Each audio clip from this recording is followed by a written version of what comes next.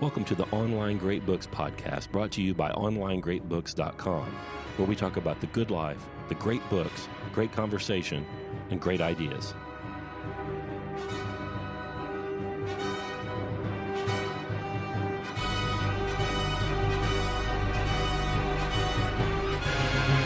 I'm Scott Hambrick. I'm Karl Shute. Today on the Online Great Books podcast, we're going to talk about P.G. Wodehouse. That's W-O-D-E. That's some weird Anglo-Saxon stuff or something. Yeah. Wodehouse, but we say Wodehouse because that's the way he wanted it. We're going to talk about the second collection of his Jeeves and Wooster stories, The Inimitable Jeeves. Mm-hmm. These are super fun. They are, in my opinion, some of the finest comic writing in the English language. There was an article on Wodehouse in First Things a while back, and I remember the line is he wrote millions of words, none of which mattered. Which is good. Yeah, for me, that's a good thing. You see, because as we saw in Leisure and Culture, Joseph Pieper, the highest things in life aren't productive. You do all the productive things so that you can do the highest things in life. Does that make sense? It makes sense to me. Right. Digging the ditch is not the highest goal in your life unless you just love ditch digging. You're digging the ditch to drain the pond so that you consider, I don't know, whatever you're going to do with that pond land. The higher activity is the reason for the lower. If you want to do some low activities with us, go to onlinegreatbooks.com/OGB podcast. Join our little mailing list, and then when we open enrollment again, we'll let you know about that and give you a discount because all we do is give. Karl and I just give. We give you podcasts every week. We give you white papers and all kinds of stuff in our mailing list, and we give you discounts. The least you could do is go to onlinegreatbooks.com/OGB podcast and join the waiting list. Yep. To your point, though, about leisure being where the good stuff is, OGB member Chris Kleinfelter left a comment on episode 65, Schopenhauer's Metaphysics of Love. He left a comment on the OGB blog where we posted that. He says, Uncle Art makes for great pod. He wrote a poem and he posted it on here. And I thought I'd read it. And this poem is perfectly useless. And I'm so glad he did it. He says, First Love Goes Viral is the name of it. I wonder if I were young in this year of plague, you know, like before, I was in my prime and the life of juggling was still to come. Would I be likely to fall in love at first sight from 6 feet away, like I did that day long ago by the river when a blind girl asked my name and my eyes became hers all in a moment? Could I see the fine person beneath the N95 mask if I had the nerve to ask? Would I show up with roses and rubber-gloved hands and say that I liked hers with delicate fingers showing beautifully beneath tight, stretched latex? How would we find the magic moment when PPE must fall and our souls bear all with courage and passion in spite of the pall, making it hard to see the ones we long to touch? Oh, my. It's good stuff. Thanks, Chris. That ain't working. That's the way you do it. In the words of Dire Straits. Yeah, so the reason I picked, so we did a plague session for this. We had done some sessions, I think there might be still a few going on as we're recording, that are just a welcome for new people who might not have had the ready cash because of the great big situation we're in to sign up. So we did some freebies. Michelle Hawkins did one. I did one, and John Pasquarello did one. We did a few versions of each one. I picked The Inimitable Jeeves by P.G. Wodehouse because I really like it. It's absolutely pointless and perfectly fun. And I picked this one in particular because of how it begins. So just to set the stage, Bertram, I believe his middle name's Wilberforce. I think Bertram Wilberforce Wooster is a young man of the upper crust of noble stock. His family came over with William the Conqueror. And he's living in London for the most part in the early part of the 1900s. And he's not very smart, at least allegedly. He's decadent. I'm not so sure about that either. I think he's Aristotelian. Uh-oh. Just at a real low level, if that makes sense. Can that be decadent? What mean does he live?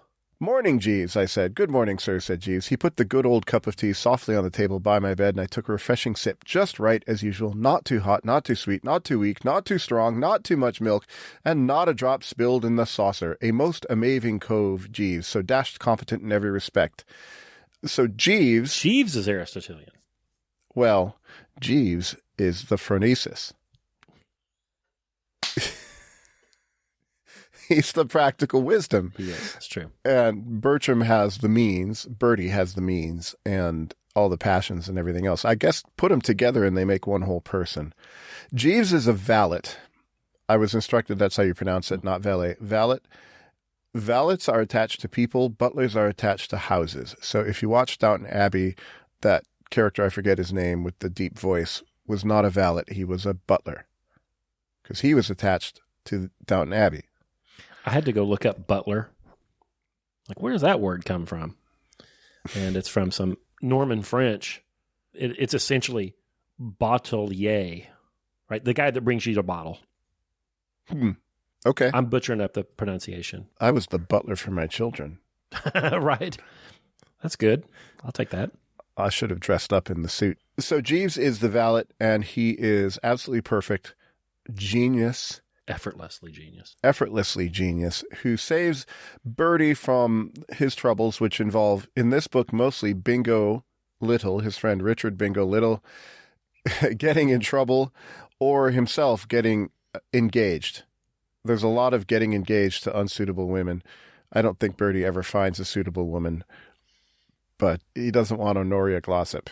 No. That's for sure. All right, so why I picked this particular one? So Jeeves has come in with the tea just at the right moment, 2 minutes after you wake up. Can't be earlier, can't be later. "How's the weather, Jeeves?" "Exceptionally clement, sir." "Anything in the papers?" "Some slight friction threatening in the Balkans, sir. Otherwise, nothing." The Balkans. The Balkans, which you know where the Balkans are. The first Jeeves and Wooster stories were written somewhere around 1915. So think back to your history class. What was going on in 1915? Europe was on fire. Uh-huh. What would the real Bertie be doing? He'd be an officer. Probably. In the British Army, sitting in a trench in Flanders. Not to bring us down very much. I mean, Tolkien said all his friends were dead by the time he was 17 or 18. Yeah. This is what was happening. That was the real event in the real world. The history books say is important. I think extricating Bingo from his love affairs is much more important than, than fighting over 10 feet of land in a field. So I think that's the revolutionary beginning, a very good beginning. Some archduke got shot by some Serbian, some trouble, some slight friction threatening in the Balkans. Does that stuff really matter? What's more important in your life? Is it world events or is it your family and your friends? I like the answer that I think Wodehouse is giving here. Yeah. I just love the snapshot of Edwardian manners. I love the Edwardian era slang. Mm-hmm. It's just immersive. It's just a different world. And I'm so far removed from it, and it's such a different world that it's almost as otherworldly as Tolkien at this point, Yeah, it's aliens. We had a couple of British people, English people, come to the plague seminars, and they assured me that there are still people who speak this way. Posh. Maybe around Eton. I don't know any of this English stuff. I'm from Illinois. But that, cheerio, right-ho, old chap, that sort of talk, that there still are people who talk that way. I don't think there are too many of them, though. I had to look up a lot of words. And I wasn't as successful as I'd like to be, even with the Oxford English Dictionary that we give our members, because he uses so much slang. I wasn't able to find as many of these words as I wanted to. So it makes me wonder how many of these words were made up. What is a cove? What is a cove? I don't know, but Jeeves is a brainy cove, a most amazing cove. I don't know what that is. Dude. That's what we would say. Guy. His mention of coves made me think of Anthony Burgess' Clockwork Orange, droogs, were his friends, his guys, dudes, droogs, cove. I think it's all the same thing, but he uses cove over and over and over again. Mazzard, right on the first right in the first few pages. He says, somebody got hit right in the Mazard. Mazard? I don't know. I looked it up. Still don't know what it means. Yeah, so it's like Legolas throwing Elvish words at you. Right. Yeah, and there were some words I looked up that I'm trying to find my darn notes in here. I looked up some of these words. Holy smoke. I mean, these are old words that tiddlers. He talks about varsity, and when he wrote down varsity, he makes an apostrophe varsity. And I go look it up, and sure enough, it's English slang for university. And it originally applied only, really, to Oxford. Wow. Lots of old words. It was really interesting to me, just the language, the names he makes up for the characters, and the place names. A lot of the place names are made up. Gandil by the Hill. It's extra British. It's more British than Britain is. Yeah, it's great fun just to listen to them talk. Maybe I'll do a sample. So this is still from Chapter 1. It's a collection of stories that are tied together by an overarching story. But this would be in number 1. Jeeves exerts the old cerebellum. Bertie's talking to us. He's the guy who wrote it. I don't know if you know that sort of feeling you get on these days round about the end of April and the beginning of May, when the sky is a light blue with cotton wool clouds and there's a bit of a breeze blowing from the west. Kind of uplifted feeling. Romantic, if you know what I mean. I'm not much of a ladies' man, but on this particular morning it seemed to me that what I really wanted was some charming girl to buzz up and ask me to save her from assassins or something. So that it was a bit of an anticlimax when I merely ran into young Bingo Little, looking perfectly foul, in a crimson satin tie decorated with horseshoes. Why is that funny? I mean, it is funny. But like, by what mechanism is that funny? I mean, he wrote things like that over and over again that made me chuckle or just plain old laugh. But I don't know why they're funny, but they are. First, do you have any neckties? I do have neckties. Okay. I don't think I've ever seen you wear one. I'm kind of out of that business. It's a delight. Do you have any that have horseshoes on them? I do not. Little horseshoes. He wants to save a girl from an assassin. I love that. Mm-hmm. Wasn't that what we all want? Yes. Absolutely. Just let us save you, and, we'll be yours forever. But why is it funny, though? So I have a thought on this. So I think it's a bit of anticlimax. He uses that a lot. He actually uses that word in this. Mm-hmm. There's an unexpected contrast.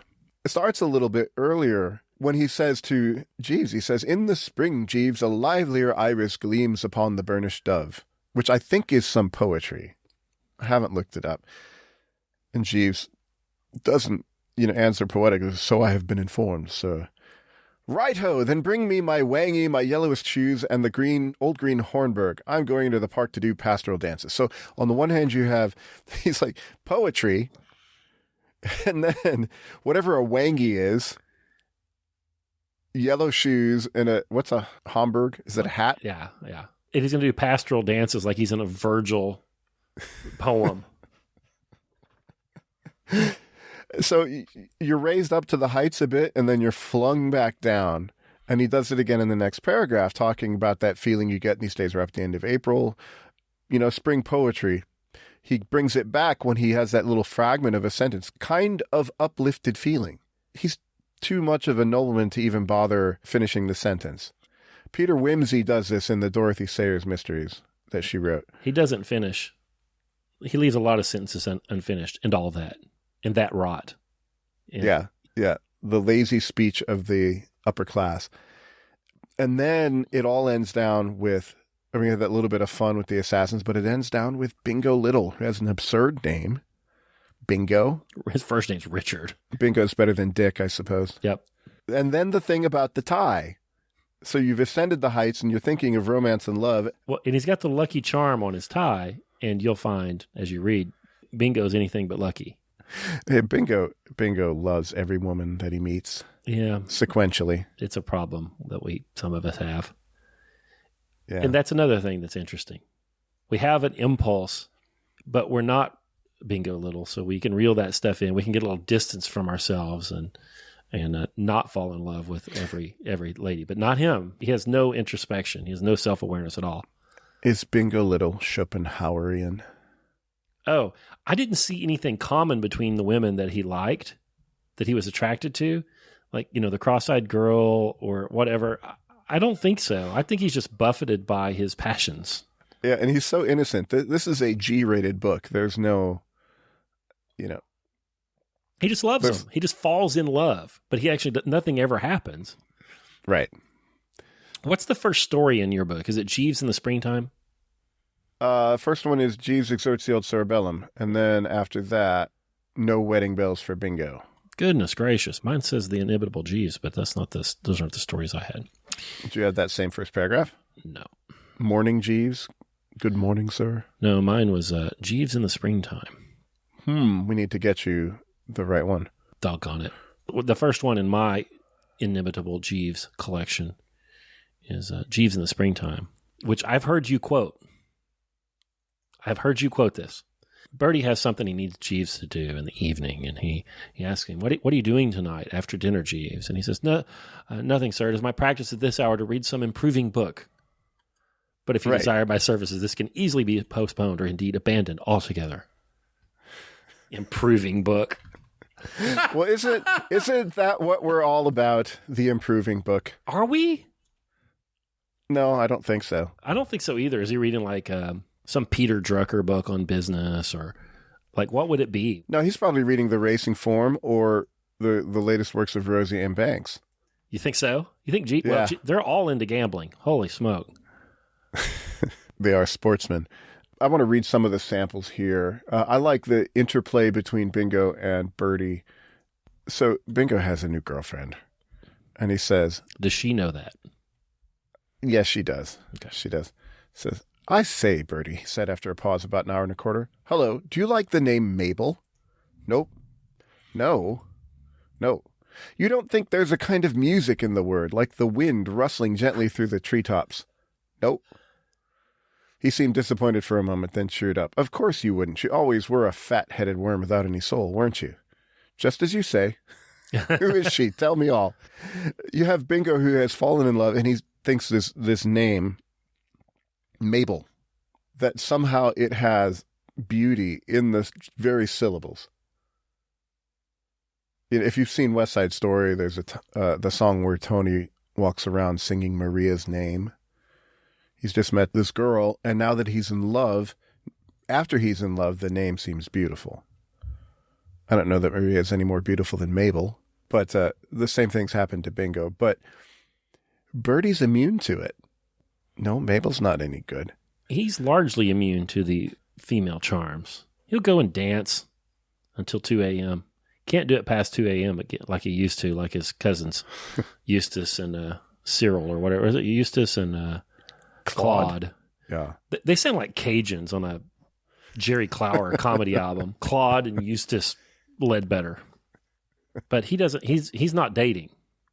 Bertie doesn't talk about that at all. No, he's stable. He's like a sitcom character. He's the same in every story. Oh my gosh, is he Jerry Seinfeld? Oh, I hated that show. Yeah. Did you like that show? There are funny things about the show, but it's mostly degenerate grossness. Yeah, I didn't like it. I hated the conclusion of that. But why do I like Bertie and I don't like Jerry? I think Bertie's good-hearted. His enjoyments are simple and small, and he just wants to do them. Mm-hmm. I don't know what he would do if he went into that soup place with the soup Nazi. No soup for you! He and his ragtag gang of friends would come up with some way to, bet on how quickly it took him to throw someone out. Or right, they take odds and print up a sheet and run a book. Right. Yeah. That would be a good crossover. There is a reasonably good, nothing's as good as the books. I usually say don't watch the movies, don't watch the television shows. Read a few of the books, and then you might enjoy the Jeeves and Wooster that, what's his name? The guy that was in House. Hugh Laurie, and the other guy. Stephen Fry. Thank you. You are my memory today. You're my Jeeves. You're a good egg. That's pretty funny. It's all right. You'll enjoy seeing a real life Bingo Little, but read the stories first. I think this is a description both of how quickly men fall in love, but also a neat description of how men relate to each other. I was talking to my wife. Maybe I didn't say this to her. I might just be remembering it. But I can't imagine her saying to any of her friends anything like, "You always were a fat-headed worm." Right. I can't imagine her just casually insulting her friends. Tell one of her friends, "You old rot." No, but we do it all the time. And the corollary to that is also, maybe, would she go to one of her friends' uncle's houses and lie and tell them that she was Tom Clancy and wrote a novel? No, absolutely not. But I might. Right. That's right. Bingo talks Bertie into posing as a writer of pulp romance novels. And, well, okay, so we have to back up a little bit. The reason is Bingo, young gentleman Bingo, his uncle, and I forget the names. I'm sorry. I'm being terrible today. But the uncle, I'm just going to say Bingo's uncle. Yeah. Do you have a name handy? Old Little. No, I can't remember. He becomes Lord something or other. The uncle is old-fashioned and does not think that a waitress, because that's what Mabel is, would be a good match for Bingo. There's a class thing going on. You can't do it. We don't quite have it that much in America, so maybe it's a little out of your understanding. But well, after all, they grew up at Pounceby Gardens. Pounceby Gardens. Pounceby Gardens. And, Bingo went to Eton and then read at Oxford with Bertie. What do you think Bertie read at Oxford? I don't know, but he didn't like it. He said he never was a good reader, but he went ahead and read that romance. Well, so Jeeves comes up with a solution, and you're going to love Jeeves once you start reading him, I think, and you're going to probably start. Well, I'll do this with my kids, one in particular. I'll just answer her like Jeeves would. 2-word answers. Indeed. That's funny. And you can have a whole conversation without really saying much. But here is where Jeeves waxes a little more eloquent, and he's got a plan. He says, "The difficulty may be overcome. I would be happy to select books for Mr. Little to read. Perhaps I might explain my idea a little further. The method which I advocate is what I believe the advertisers call direct suggestion, sir, consisting as it does of driving an idea home by constant repetition. You may have had experience of this system." Now I want to pause right here and say, here's another bit of humor. So Jeeves has just very clearly and carefully said, what Malachi Walsh's job it was. Right. Advertising, direct suggestion. And Bertie reads it back to him. "You mean they keep on telling you that some soap or other is the best, and after a bit you come under the influence and charge around the corner and buy a cake?" Exactly so. Yes, exactly. And that's funny. So who's in charge here? Like, who's the boss? Who's the high-class person? Who's the aristocrat?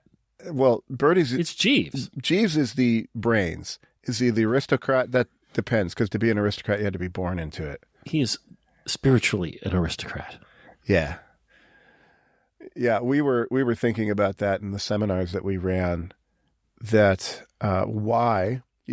I don't know that you want to think too deeply about these stories. They're mostly just fun, but you can think more deeply. Fun. Why would Jeeves hang around with Bertie Wooster? Oh, it's gravy. It's easy. Mm-hmm. Bertie's got money. Bertie wants to have tea just so, something like 11 a.m. He's got to get some pants and some clothes pressed for him. He's got to, bail him out of a misadventure every now and then. Dinner served at 8:30 sharp every evening, unless Bertie's Mr. Wooster will be dining out. It's gravy, man. And then he'll go shooting with one of his friends for 2 weeks. He's not even in London and leaves. It's gravy, man. What a good job. Yeah, but also it gives Jeeves access to gambling. Well, so in Aristotle, when Aristotle talks about those who do not have practical wisdom, not everybody can be happy. If you read the Nicomachean Ethics, at least that's my reading, that not everybody's capable of doing it just because it's an intellectual activity and some people are deficient in intellect. It's nobody's fault. Well, maybe it's nobody's fault. And if you're deficient in intellect, how do you share in the good life?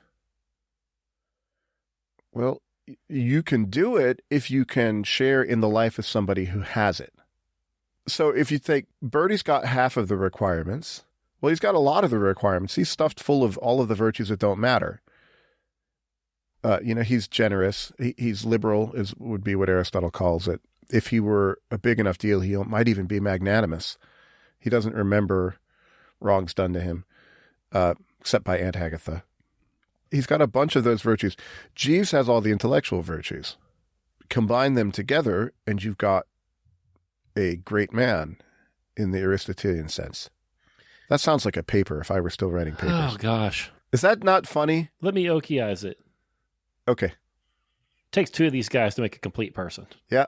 So you read a little of that chunk there about his plan. And the plan... We haven't gone all the way through the plan. You should read the rest of the plan. Yeah, we'll read it all. Exactly, sir. The same method was the basis of all the most valuable propaganda during the recent war. I see no reason why it should not be adopted to bring about the desired result with regard to the subject's views on class distinctions.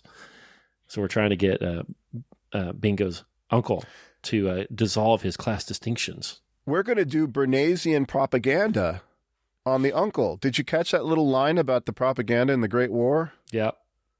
There's a few zingers in here. If young Mr. Little were to read day after day to his uncle a series of narratives in which marriage with young persons of an inferior social status was held up as both feasible and admirable, I fancy it would prepare the elder Mr. Little's mind for the reception of the information that his nephew wishes to marry a waitress in a tea shop. So they decide that they're going to go get some books by this Rosie M. Banks, this pulp romance stuff. Yeah. Do you get the titles? Yeah. I want to read them. All for Love. Or A Red, Red Summer Rose by the same author. And then there's a few more. Madcap Myrtle, Only a Factory Girl, The Courtship of Lord Strathmorlick. Strathmorlick. So Jeeves says, I have an aunt, sir, who owns an almost complete set of Rosie M. Bankses. I could easily borrow as many volumes as Mr. Little might require. And he says, all right then, toddle around your aunts tomorrow and grab a couple of the fruitiest. We can have a dash at it. The fruitiest of them. I think Jeeves has the books. Oh, he knows them so funny. well. I think he's sitting in there reading them. Romance novels when nobody's looking. You're probably right. Is that an improving book? Well, it's improving in this situation, or is it? Only a Factory Girl. Another one of these chapters, he's reading an instructive volume. So the uncle is very large. He likes eating, and he has a chef that he likes, a woman chef that he likes. Well, spoilers, okay? There are spoilers ahead. We'll probably talk in detail about this story and then look for funny stuff. The uncle loves the stories, just loves them, cannot get enough of them, but it doesn't work out as we would hope. So he's chatting with Wooster, who he thinks is the author. Let me tell you, Mr. Wooster, that I appreciate your splendid defiance of the outworn fetishes of a purblind social system. I appreciate it. You are big enough to see that rank is but the guinea stamp, and that, in the magnificent words of Lord Bletchmore, in Only a Factory Girl, be her origin ne'er so humble, a good woman is equal to the finest lady on earth. I say, do you think that? And then he rephrases it. Bertie rephrases it. You think it's all right for a chappie in what you might call a certain social position to marry a girl of what you might describe as the lower classes? Most assuredly I do, Mr. Wooster. And, well, the problem is he doesn't raise Bingo's allowance and give him permission to marry. Because the uncle... Old Uncle Little has other plans. He's got this chef, and he thinks the chef is absolutely perfect. Did you catch that? The bit? She had one lapse. In the winter of 1917, when a purist might have condemned a certain mayonnaise of hers as lacking in creaminess. Right. It's a good record. Well, there was an air raid going on at the time, and so she screwed up the mayonnaise, but he's willing to forgive it. Well, he's always afraid that he's going to lose her. Isn't this all about appetites? Yeah. He likes to eat. Bertie just likes chaos. He loves it. He hangs out with it. He trucks it. He loves it. Jeeves must like it too, actually. Well, there's a double plan here, and this is a typical twist in a Wodehouse story. So what happens is that the uncle proposes to the chef. So he says, I can't raise Bingo's allowance because I'm getting married. What? But you're not married? Not yet, but I propose to enter upon that holy state almost immediately. The lady who for years has cooked so well for me honored me by accepting my hand this very morning. A cold gleam of triumph came into his eye. Now let him try to get her away from me, he muttered defiantly. So he proposes to his cook, and she accepts. And now he'll never lose her. Well, there are wheels within wheels. She handed you the mitten and gone and got engaged to Mr. Little? Indeed, sir. Handed you the mitten. I don't even know what that means. Well, Jeeves had been engaged to the cook. Yeah. And he wanted out of it. So the whole plan was it might help Bingo, but it would surely help Jeeves. Which is how all the plans end up working. Handed you the mitten. How does that mean? Like we would say, oh, she broke it off and then got engaged to Mr. Little. Handed you the mitten. I don't know what that means. I don't either, but it's just full of those. Is it a cricket term? Is there mittens in cricket? I don't know.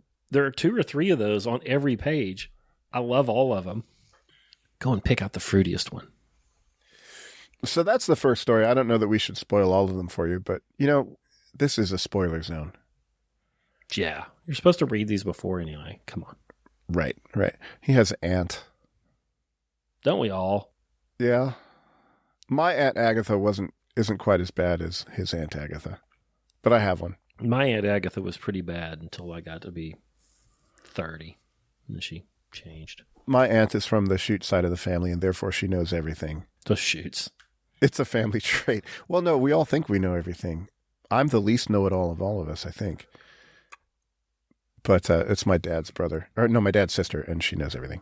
She lives up on a mountaintop in Wisconsin. And they have this phrase, they'll say, am I right or am I right? My grandfather would say that too. Am I right or am I right? Well, I guess you're right. Right. You don't have any choice. So Aunt Agatha, she has plans for Bertie.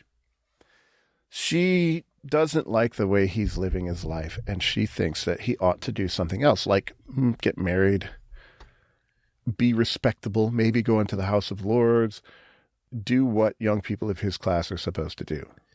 Now, in this book, I never saw her say what she thought he ought to do.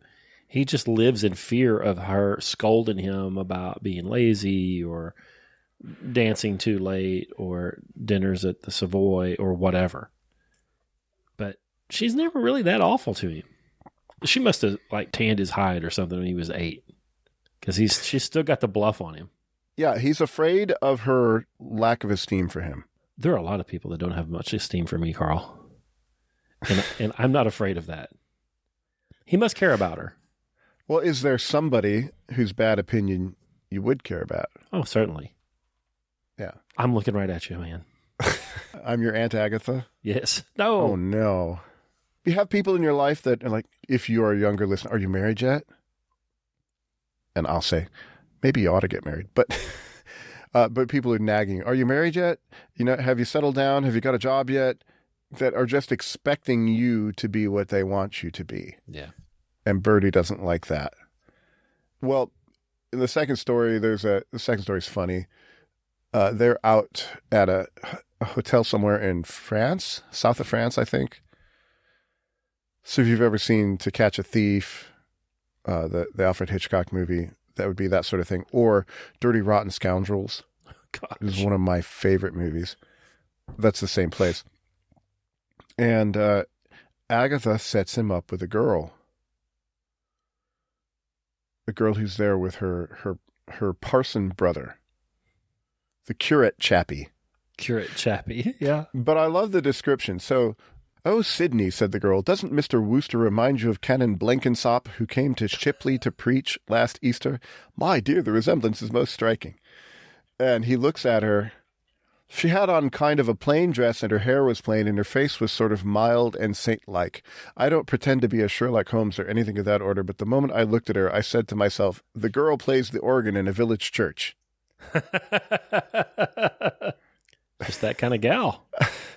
There's little descriptions like that. That's the big question. Why do I find this so funny? I don't understand why it's funny. It is undeniably funny, at least to me, but I don't know why. I have heard that he would write the plot first and then go back and write the funny bits. I was reading a little bit about him, and he would write a 10,000 word summary of the direction of the thing and then write the book. And early in his life, he was pounding out like one of these every 90 days. And as he got older, he slowed down a lot, and it was taken every 60 days. Or every 6 months. Yeah, he was prolific. He lived from 1881 to 1975. So if you like your Wodehouse, there's lots of it for you. A lot of it is public domain, so if you go to Gutenberg.org, you can grab a bunch of these. There are some earlier stories in Jeeves that I've read a few of them about boarding school humor and cricket. I don't understand anything about cricket, but they're funny. There's stories about golf. There's other families that he's got stories about. He wrote for musical theater. If you've seen a production of Showboat, there's a song called Bill, which he wrote the lyrics. Just my Bill, an ordinary guy. His form and face, I don't know, I can't remember the lyrics, but it's how he's not like a Greek statue. He's not very smart, but he's just my Bill. One of my favorite songs from that time. Yeah, he was busy. The girl plays an organ. It's just so perfect and so quick. Quick, super fast. Just the lines and the new plot points are just introduced, just two to a page. He's got a letter from Aunt Agatha on the mantelpiece.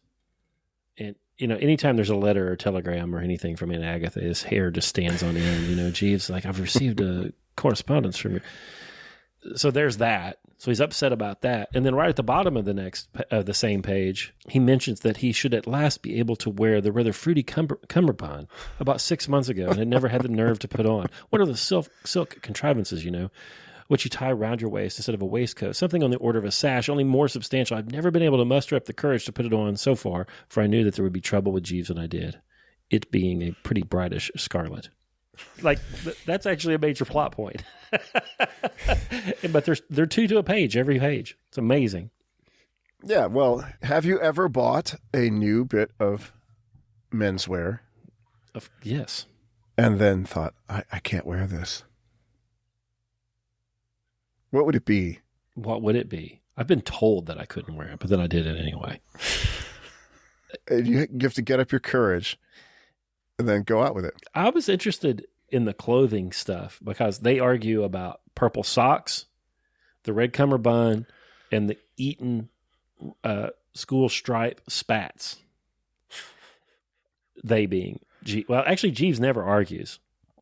No, he just says, "Indeed, sir. Yes, sir. They would not become you, sir." And then he deals with it. But Jeeves is the conservator.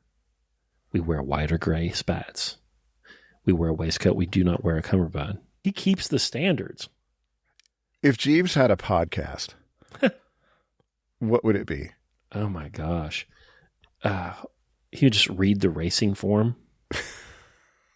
Maybe. I don't know. It'd be How to Be the Well-Dressed Man. It'd be an etiquette show. Yeah. Well, he would know everything. Actually, can I tell you a secret? That other show that your friend does is kind of like the show that Jeeves would do. Other show? Art of Manliness. Oh, yeah. Yeah, maybe so. This is how you jumpstart your car, sir. This is how you sharpen a knife. This is the proper way to make tea. All those shows that they did on basic skills. Mm-hmm. I think that'd be the Jeeves podcast. Only fruitier. Fruitier, which is good. For him, it's good. Fruity's good. He says, "I beg your pardon, sir," he said in a sort of hushed voice. "You're surely not proposing to appear in public in that thing." "The cummerbund?" I said in a careless, debonair way, passing off. "Oh, rather. I should not advise it, sir. Really, I shouldn't." "Why not? The effect, sir, is loud in the extreme." He said, "I tackled the blighter squarely. I mean to say, nobody knows better than I do that Jeeves is a mastermind and all that. But dash it, and a fellow must call his soul his own. You can't be a serf to your valet. Besides, I was feeling pretty low, and the cummerbund was the only thing which could cheer me up." Can you imagine him walking around with the thing and kind of pushing his belly forward so everybody notices it? In the south of France. Yeah. Because, when you're on vacation, that's where you wear the thing that you wouldn't. That's where the lady tries out the new bikini. That's when you wear a weird linen shirt. Well, okay, so it turns out that the young lady and the gentleman are actually criminals. When I was in the employment of Lord Frederick Ranelagh, shortly before I entered your service, his lordship was neatly swindled by a criminal known, I believe, by the sobriquet of Soapy Sid, who scraped acquaintance with us in Monte Carlo with the assistance of a female accomplice. So, and Agatha is trying to set him up with Soapy Sid's female accomplice. She's been taken in. Yeah. Because she met him on the boat coming over the channel, I think, or the train from the coast, or something like that. It's brilliant. It's a clever little con. I don't want to spoil it. It's really clever, but Jeeves has got his thumb on the pulse the whole time. He's in complete control all the time. Well, he knows everything. There's a bit, I think it's probably in the books, but I remember it from the TV show where Bertie says to Jeeves, "By Jove, do you know everything?" And Jeeves says, "I don't know." But whenever he needs to know something, he knows it. Like there's a question about the Bassingtons later in the book. There are 3 branches of the Bassington family. There's the Northumbrian Bassingtons, and then he just pulls out the whole who's who of England. And if he doesn't know, he's a member of a secret underground network of highly connected valets, and he can find out. Yeah, that's not in this book, but that's in some later books. But you see it in here, though. He's like, I was speaking with my counterpart at Lord such and such's home, and he said, like, it happens all the time. Yeah, what was the name of the club? The Junior Ganymede Club? Yeah, Ganymede. We need to have clubs like that. Holmes's brother was in the Diogenes Club, where you couldn't speak or they'd throw you out. The Junior Ganymede Club. We need these clubs. What would your club be? Oh, gosh, I'm not sure. But we're going to play a lot of cards, and you can smoke a pipe indoors. And any one person can blackball a new member. No appeal? No appeal. Okay. Would there be a library with actual real books printed on paper? Oh, I think so, yeah. Maybe that's one of our main purposes, is to maintain a library of archival quality. There would be no televisions. No televisions. But there would be a well-stocked bar. Yes. And any one person can blackball. But if somebody gets the blackball, we vote one more time. And if there's a blackball, they're out.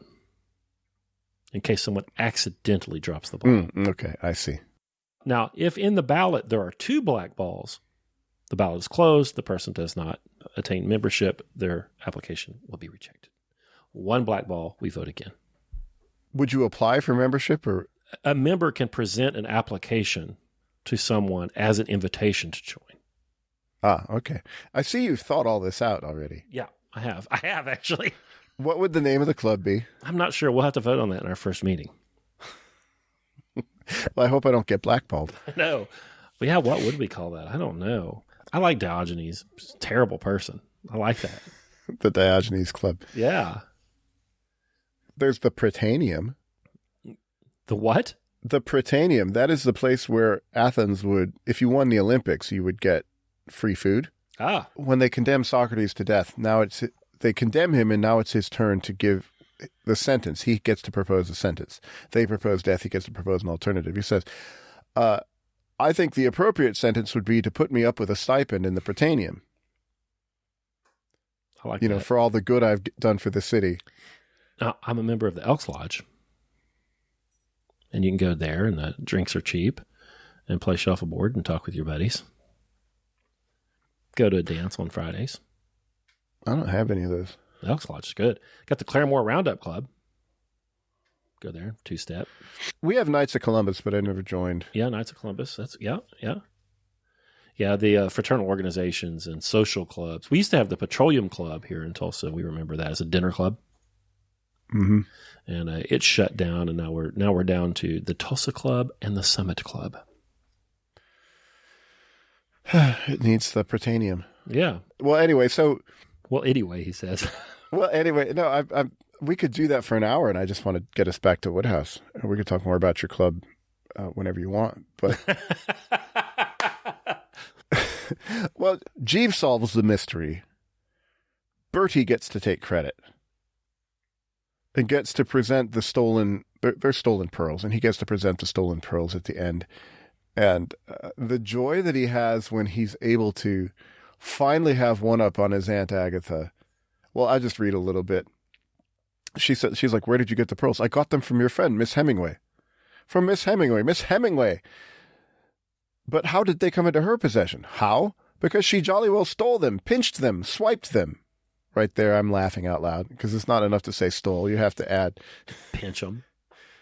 Because that's how she makes her living, dash it. Pawing up to unsuspicious people in hotels and sneaking their jewelry. I don't know what her alias is, but her ballet brother, the chap whose collar buttons at the back, is known in criminal circles as Soapy Sid. And Agatha she just doesn't. She's like, how did you manage to recover the pearls, Bertie dear? And I love this moment. Never mind, I said crisply. I have my methods. He's like Sherlock Holmes in this moment. He gets to know everything and have solved everything. Most of these have a caper in them. And sometimes Bertie's trying to figure out, what the caper is, and sometimes he's capering. They're all kind of adventure caper mystery things. Lots of fun. This is more English than the Queen at this point. The names are so good. And he sees the comedy and the absurdity in the English caricature, and he just makes it bigger and bigger and bigger. I think that's one of the reasons it's so funny. One of the women in here, Daphne Braithwaite, who Honoria Glossop, the names. Let's see if I can find some more good names. Alistair Hungerford. He's the Duke of Ramfurline's son, and it reads Ramfurline. What? It's so ridiculous. And then of course the place names are hilarious. There's one, they're in the country. They're in the country at Twing and bored. Everybody's bored, and they decide to start a betting pool on which of the country vicars' sermons is going to be the longest. They name all of the little churches, and the names are just absurd and perfect. And of course, they can't just leave the game. You can't have the purity of the turf. Purity of the turf. So there's some gamesmanship going on to try to convince the various pastors to give a longer sermon.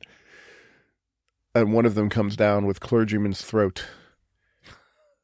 As you think all is lost, but then... Yeah, they're taking bets on egg races and potato sack races. And yeah, little girls are at the spring fair running with eggs on a spoon, and they're a bunch of grown men betting.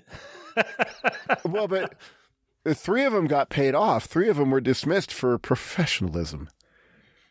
And of course, Jeeves had bet on number 4. Who paid them? I can't remember, but I think Jeeves did. Oh, that's right. That's right. Oh, gosh. Yeah, in this book, Jeeves makes a lot of money betting. It's great. It's great. It's just a ton of fun. That's another one of these good bathroom books or good waiting room books. You can read a 10-page chapter at a lick here and set it down and come back to it, and it'll still be fresh and on you go. You can read about the race, the Goodwood Cup, and how Ocean Breeze came in so late, he came in first in the next race. Yeah, I bet on that horse once. Yeah? Yeah. Last. Yeah, we used to go to the racetrack every now and then. Oh, they run into a bunch of communists?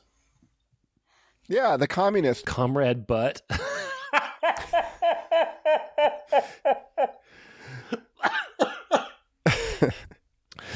Oh, yeah. God.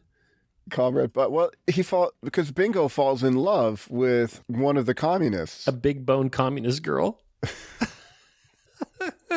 And so this is probably written 1917, 1918. I mean, this is right at the time of the Bolshevik Revolution.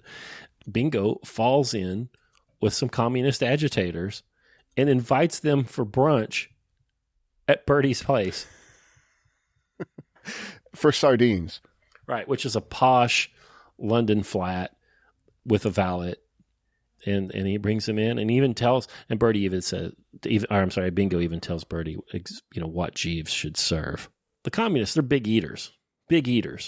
So, yeah, the girl that he falls in love with is Charlotte Corday Rowbotham, and you have to look up Charlotte Corday. If you've ever seen that painting of, I can't pronounce French names, that guy murdered in the bath in the French Revolution. Oh, not Agamemnon? No, Marat, I think his name is. Jean-Paul Marat, yeah. I didn't catch that reference. That's funny. So he falls in love with this girl that's named for a woman that murdered a guy in the bathtub during the French Revolution. There's a famous painting. I'm going to send it to you in the chat. Oh, I see it. Oh, my gosh. So Bingo says when Bertie finds out the name, it's not her fault, poor child. Her father had her christened that because he's all for the revolution. And it capitalized. Revolution. And it seems that the original Charlotte Corday used to go about stabbing oppressors in their baths, which entitles her to consideration and respect.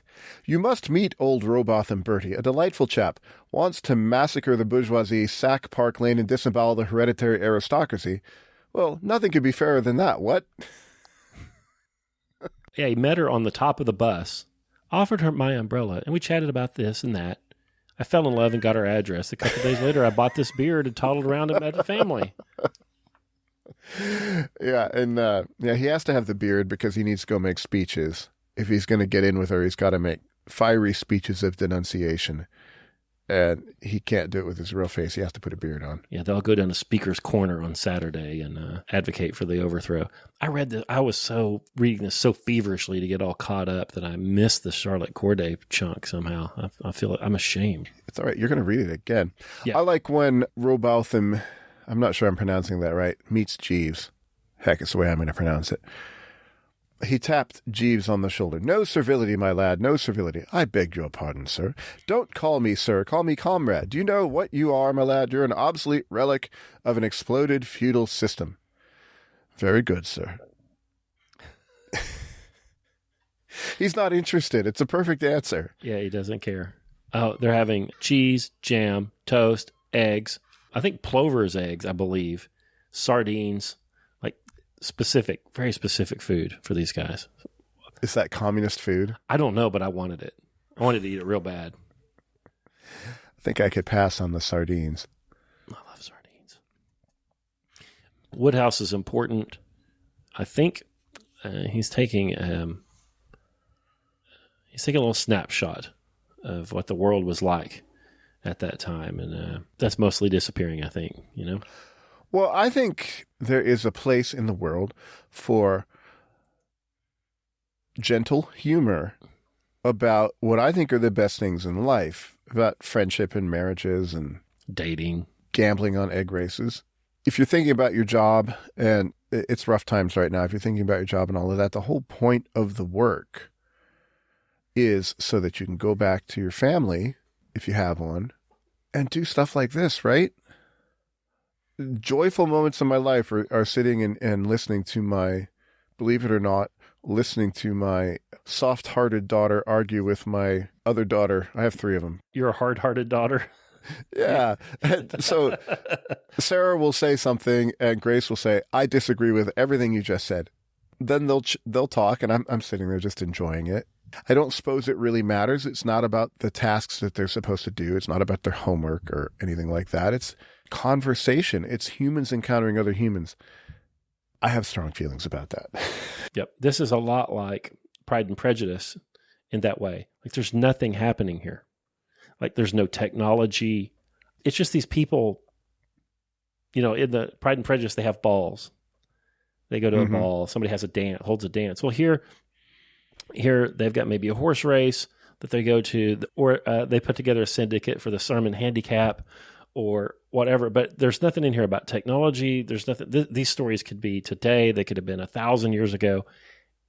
It's just people entertaining themselves and having a good time, or at least trying to. And then a good-hearted author enjoying people screwing up. Mm-hmm. And if he's making fun of Englishness, it's not mean. Oh, no. No, he's making fun of it by agreeing and amplifying. Lord Wick Hammersley leads the hall grounds for the purpose. This is the annual village school treat. There will be games, a conjurer, coconut shees. I don't know what that is. Shies. I don't know what that is. And tea in a tent. Also sports. I know, Cynthia was telling me. Young Bingo winced. Would you mind not mentioning that name? I'm not made of marble. There's some great lines in here. Like, he looked at me like Lillian Gish coming out of a swoon. Lillian Gish. So, silent movie actress. Enormous eyes. Overreacts, overplays to the camera. Just go look at a little Lillian Gish on YouTube and you'll know what he's talking about. The girls under 14 50-yard dash seems to open the proceedings.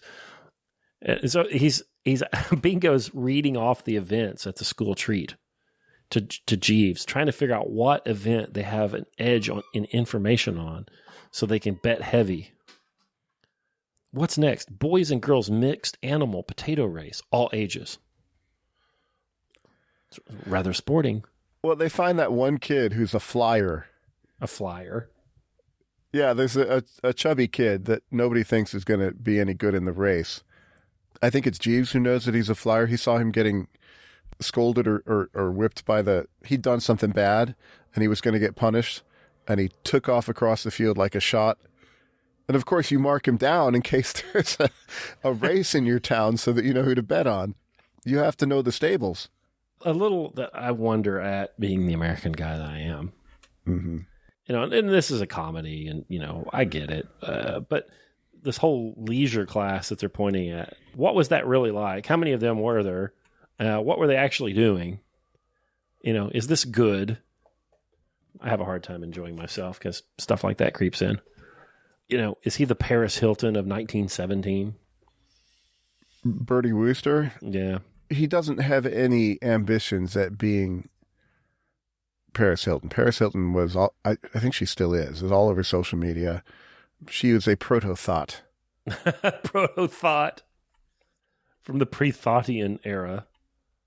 Yeah, Bertie's not that. No. He just wants his tea, and whiskey and soda, light on the soda. Everything just perfect. There's nothing offensive about it unless you think that there's something he should have been doing. True. Which is what Agatha thought, which I think we might have all experienced. I think this is a Wodehouse quote in one of his earlier novels in those boarding school books, the P. Smith stories. It's a mistake to show somebody your potential because now they expect it of you. Mm. Why don't you do this? You could do this. It'd be great. Well, I don't want to. But the fact that you can do stuff becomes a moral obligation upon you. Right. I ran into that in school. You're just not applying yourself. You could do so much better. I'm like, I got a B. I don't care. Yeah, I don't want to do any better. Yeah, but you're supposed to. You're underachieving. B's are fine with me. Seems all right. See, that was your Aunt Agatha. Yeah. Oh, yeah. It was every teacher I ever had. I tried hard for the most part. I wasn't Bertie. I was probably Augustus Finknottle. See, there are those names. I like it. Kids can read it. Everybody can read it. Yeah, my kids have read it. A few of them have. Ton of fun. Oh, there's so many good lines. You could spend an hour just doing good lines. Like, Jeeves appeared perturbed. He allowed his left eyebrow to flicker upwards in a concerned sort of manner. You imagine Jeeves, it's like Mr. Spock. Just the eyebrow comes at just a millimeter. This is that British sense of humor that people talk about. It's just understated, dry, restrained, a lot of fun. So let me say this to our dear listener. So this is great fun. It is free. At least a bunch of the early ones are free. There was this big Downton Abbey craze. If you liked that, this is much funnier and more entertaining, I think, than that. If your significant other liked Downton Abbey, like mine did, you can read this and make fun of Downton Abbey. No, there you go. I'm for that. It's just perfect. They're perfect little stories. They don't have a grand... I mean, we've pulled a little bit of meaning out of them. If there's a few themes you could drag out of it. I'm torturing it a little bit, trying to figure that out. They're just supposed to be fun. They're 97% supposed to be fun. 3% maybe a little bit of commentary on 1920s England. But not much. And this is a time when you might need that. Yeah. What is an American comedy book? Catch-22? I don't remember that being that quite as funny. Satire? I don't know. Like, is there an American equivalent to this? I don't know what it would be. Mark Twain? Yeah, maybe. But there's more story in much of Twain. You know, Tom Sawyer and Huckleberry Finn and things like that. There's more story there than there is here. This is really just about people interacting and, you know, the things that crop up between people and how funny those things are. There are some Twain stories similar to this. I mean, you got the Jumping Frog of Calaveras County or whatever it is, you know, where they're betting on a frog race. And some other of his short stories map onto this pretty well, I guess. There's nobody else like him. I like the one where the narrator meets his conscience. Yeah. Do you remember that one? Something about, I don't remember the exact title, something about the curious carnival of crime in Connecticut. And he meets his conscience, and his conscience is 2.5 feet tall and sickly. I used to be 8 feet tall, but because you keep doing the wrong thing, I keep shrinking. And so the narrator figures this out, and he starts doing whatever he wants as quickly as he can to kill his conscience. And eventually the conscience gets smaller and smaller, and then poof, goes away. And now the narrator can do whatever he wants. Twain's house in Connecticut had a name. Stormfield. Stormfield. Wow. Yeah, I think we should name our houses. We've talked about this in the past.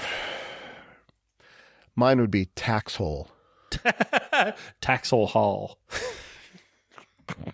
I'm trying to think of an American who fills that same role that Wodehouse does. Well, he was, for most of his life, an American. Yeah. Maybe we should find some more comic reading. Yeah, I think we probably should. We need to read some Twain at some point. Yeah, if you guys can think of something that's just strictly light like this, that would be interesting.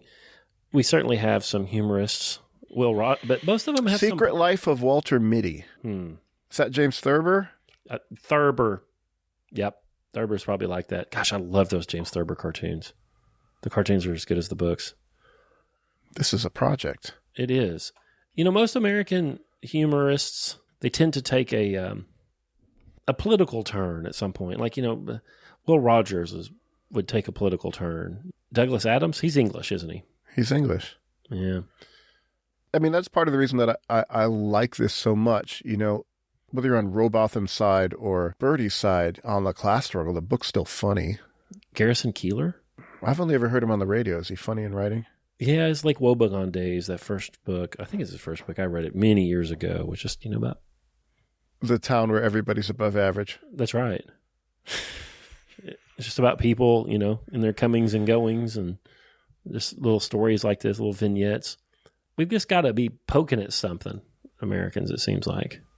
Well, and then television comes, and who reads comedy anymore? Harpo Marx wrote an autobiography called Harpo Speaks. That's an important book around our house. Oh, tell me why. Well, the Marx Brothers have an interesting story. They were, you know, what are there, 5 of them? And they were a vaudeville entertainment troupe. They had song, dance, comedy, did the whole darn thing, you know, and all of them are just glow-in-the-dark smart and had their own things that they were best at or good at. Their mother, smart lady, taskmaster, you know, she's got pianists and harpists, and they all had to learn instruments. And in Harpo Speaks, he tells stories about being a young person and, you know, I don't know what, 1880s, 1890s New York, talks about being on vaudeville, talks about hanging out with literary luminaries of the early 20th century, has some Gershwin stories in there, Algonquin round table stories, hanging out with Dorothy Parker, and just talks about why things are funny, how they would make movies, the things that they would do, like they would have these colossal croquet matches for blood and money. Just really interesting, super smart people, the Marx Brothers. And I think Harpo was quietly maybe the smartest, finest of them, you know, and he painted, and as he got older, he started to talk, you know, and write down those stories and write down about his philosophy. And, you know, so if you watch those early Marx Brothers movies, there's a worldview there, you know, they're thumbing their nose at the aristocracy, they're chaotic, you know, you've seen them, and that's not an accident. That's not an accident at all. It's a real reflection of how they saw the world and what they wanted to do to the world. It's a really interesting book. I love it. Harpo Speaks. And he was a good harpist. Yeah, he was. And had just a plug for my own area here, he had a Lion and Healy made in Chicago. They'd have to cart it around. Yeah, Adolph Marx, Harpo Marx, born in 1888. Is he the last American named Adolf? If you watch name frequency, Adolf used to be relatively common, and then like 1940, 1939, nobody's named Adolf anymore. Something happened. All of those boys had huge personalities, and they had to have a stage presence. And what's a guy going to do? Well, he becomes the sad clown, and never speaks. And it was kind of maybe the only thing he could have done, Mm-hmm. Really interesting to read him writing out, how all that comedy came about. Are you telling me what we're going to read for next week? Oh, I don't know. My kids would love it. Riley would love it if we read that one, but I don't know. What do you want to read? We've got a giant list, and that one isn't on the list actually, but we could do worse than Harpo Speaks. Well, I don't know. Is there anything that you're wanting real bad, Karl? Just one real bad. Oh, I'm not ready for it. Eventually, some Heidegger for you. Some continental torture.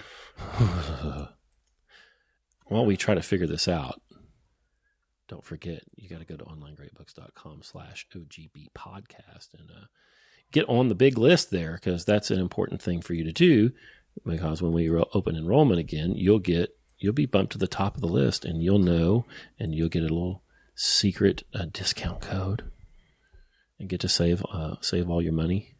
It'll be good. We talked about, recently we've talked about Killer Angels, Jeff Shero. We've talked about a Satoshi paper on Bitcoin, which would be weird. We talked about reading some Aristotle on friendship.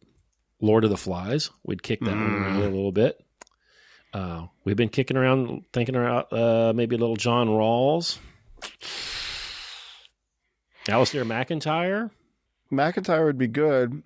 You probably want a 2-week lead-in for that. What does that mean? It means it's a thick book. Okay. And he's academic. Yeah, well, if you're up for it. Okay, so if you're up for it. Yeah, he's shorter than he seems when you read him. And if we have to, what you can do, I'm just pulling up the table of contents. You can do a few chapters. Don't necessarily have to dig all the way through. Like chapter 8, the character of generalizations in social science and their lack of predictive power. Or maybe we want to read that. I think it's a dynamite book. I think I'm interested in his thesis. I'm in. Who knows? Maybe he'll listen to the podcast. Oh my gosh. I saw that he's still alive. I think he's 350 years old. Yeah. He started out as a Marxist. Well, who doesn't? If you have a heart when you're young. Were you ever Marxy? No, I was the other side. What's the other side? Randian. Oh, yeah. Yeah, me too, probably. We get a lot of calls for people wanting us to read some Rand. And I'm not against it. We'll get there eventually on some of it. But I'll tell you guys, she kind of bores me anymore. She's a gateway drug. She's a good bomb thrower. I have affection for the writing. I don't like... What? Well, I'm not an objectivist. I didn't follow her all the way. I didn't go all the way. So I would be critical. But that doesn't mean that I hate her or anything. Very influential in my life, but not where I ended up. Have you read Introduction to Objectivist Epistemology? Long time ago. Yes. I read it a long time ago, too. I'd like to revisit that. I think it might hold up fairly well. But a lot of the stuff her epistemology, I think, ain't too bad, but her ethics are weird. Of the novels, I think I liked We the Living the best. I love Fountainhead. Fountainhead's good. We the Living is the one about getting out of Russia. Mm-hmm. Well, there's another one like Great Books podcast. Right. Thank you guys so much for listening to us chat about the stuff we like. I hope you guys like it. And tell your friends. Yeah.